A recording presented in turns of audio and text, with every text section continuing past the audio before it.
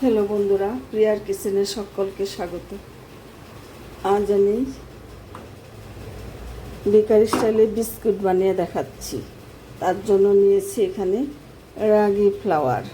এই প্যাকেটের রাগি ফ্লাওয়ার আমি নিয়েছি এক বাটি। এই বাটির এক বাটি রাগি ফ্লাওয়ার নিয়েছি।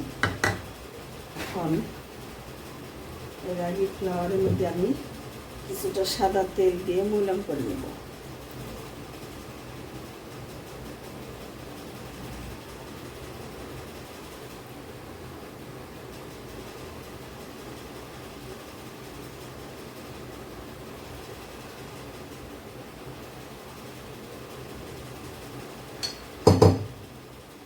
চার চামচ সাদা তেল দিয়ে দিয়েছি। দিয়ে দিচ্ছি একটু নুন,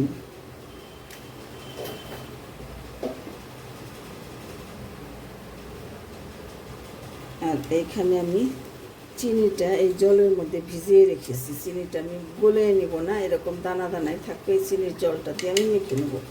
একটু মলম দিয়ে নেব।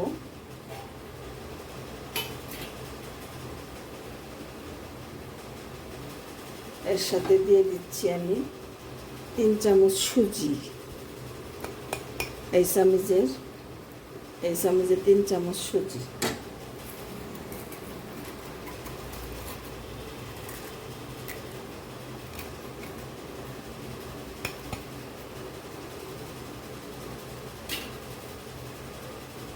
সুজিটা দিয়ে তেলের সাথে আমি ভালো করে একটু মলাম দিয়ে নেব।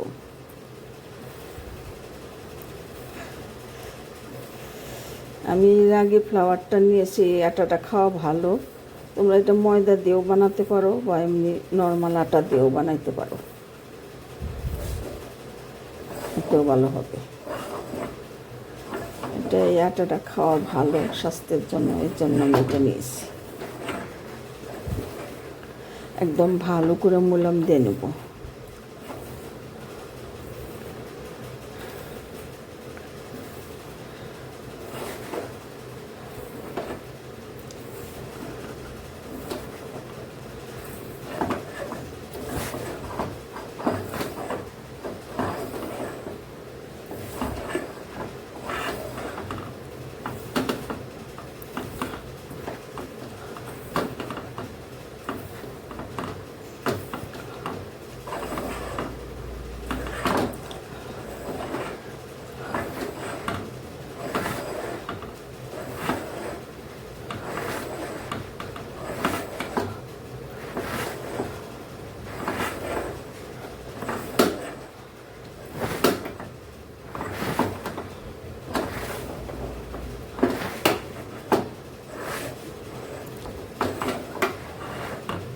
যখন দেখবে এরকম একটা ডেলার মতো হয়ে যাবে, তখন এটা মলমটা ভালোভাবে হয়ে গেছে।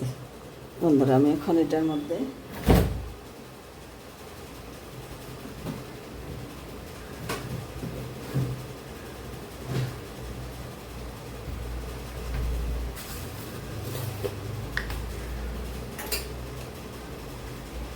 এই ছোট্ট চামচের হাফ চামচ বেকিং পাউডার,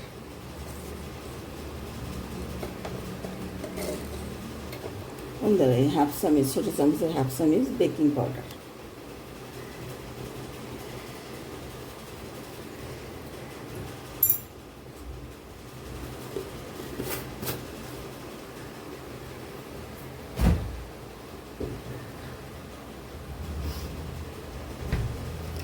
এটা একটু ভালো করে মিশিয়ে নেবো শুকনো অবস্থায়।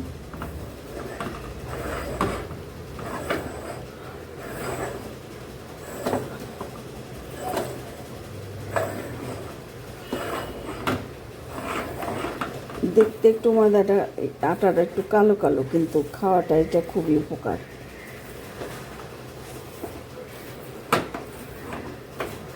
স্বাস্থ্যের জন্য ভালো এই রাগি ফ্লাওয়ারটা।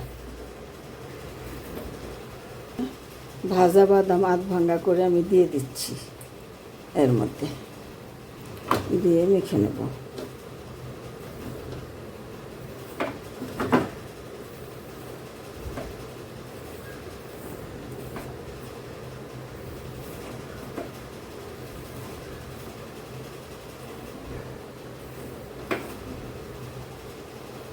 এখন এই চিনি জলটা, আমি চিনিটা মিক্সড হতে দিইনি, এরকম দানা দানা চিনিটা আমি দিয়ে এটা মেখে নেব।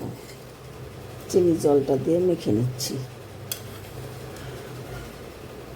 অল্প অল্প করে দেব আর মেখে নেব, একবারে দেব না।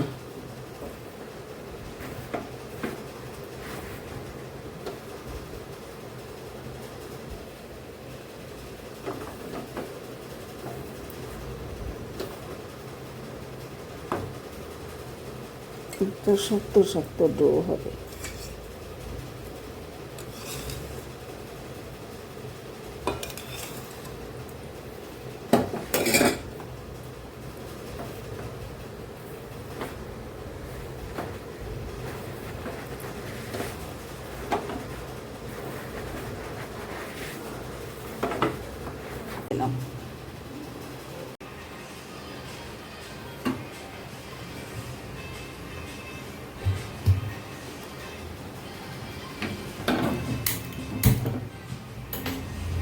বন্ধুরা,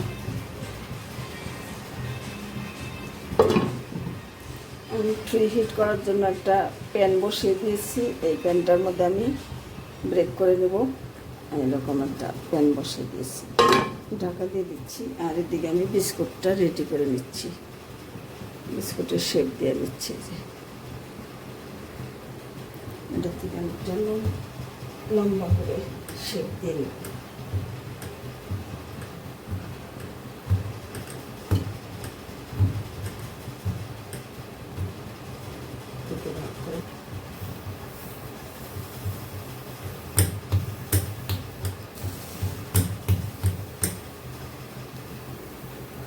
আমি এরকম একটা শেপ দিয়ে নিয়েছি, এখন কেটে নেব।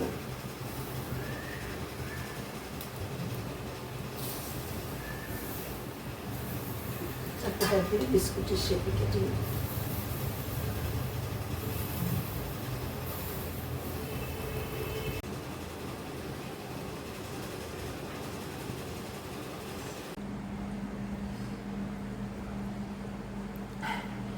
হ্যালো বন্ধুরা, দেখে নাও, রাগি ফ্লাওয়ার দিয়ে আমি এই বিস্কুটগুলি বানিয়েছি। দেখতে মনে হয় চকলেট পাউডার দিয়ে বানিয়েছি, আসলে কোনো রকম পাউডার কোনো কিছু না, শুধু ওই রাগি ফ্লাওয়ার দিয়ে বানিয়েছি, এর জন্য এই কালারটা এসছে। এই আটাটা খাওয়া স্বাস্থ্যসম্মত। বন্ধুরা, যদি এই রেসিপিটা ভালো লাগে কমেন্ট করে আমাকে জানিও, আর চ্যানেলটা সাবস্ক্রাইব করে আমার সাথে থেকো। ধন্যবাদ বন্ধুরা।